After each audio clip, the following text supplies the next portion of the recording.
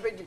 Et donc, au terme de... Non. À l'entame de cette chronique, je vous ai parlé, non, je vous ai rien dit sur ce de quoi j'allais parler. Aujourd'hui, je vais vous parler de quelque chose de créatif, d'authentique et aussi de rassembleur. Oui. Merci pour la balle.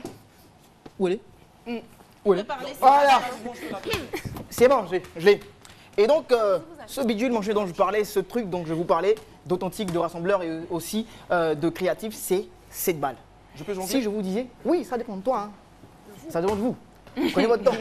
Et donc, si je vous disais que cette balle a été constituée totalement à la main, intégralement à la main. Intégralement.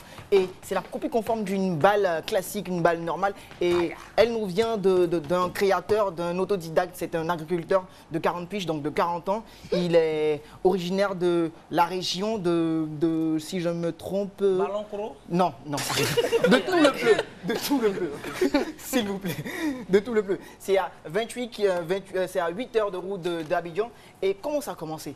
Il était dans son village et l'équipe de son village l'a approché pour qu'il rabiboche une balle endommagée.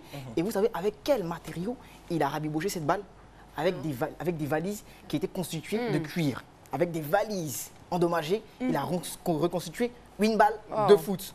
C'est vrai que l'esthétique n'y était pas, mais il était solide. Cette balle était solide. Oui, on pouvait taper dedans.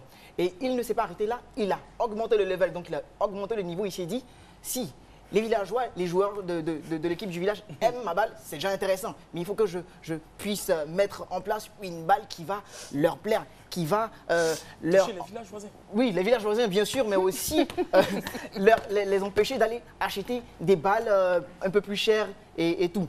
Et donc, il s'est lancé dans cette belle aventure en venant sur Abidjan, en achetant du cuir, des paires de ciseaux, des aiguilles. Et avec ça, il a construit ça, ce cuir. Cette belle balle, c'est beau, hein? C'est très belle balle. À la main, s'il vous plaît, à la main.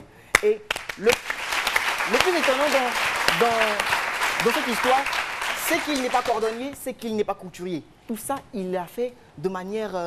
naturelle? Oui, naturelle. Spontanée.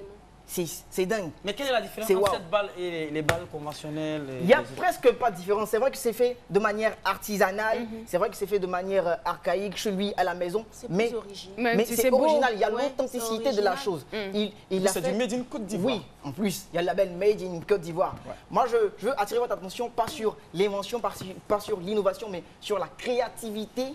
Vous avez 10 secondes à vous. Monsieur. Son nom, c'est monsieur. Son nom, c'est monsieur Clément Morias. Et pour terminer, je vais vous dire que ces ballons ont été remarqués par les 8e Jeux de la francophonie. Et les organisateurs des 8e Jeux de la francophonie ont commandé 50 balles. Je peux la 50 balles.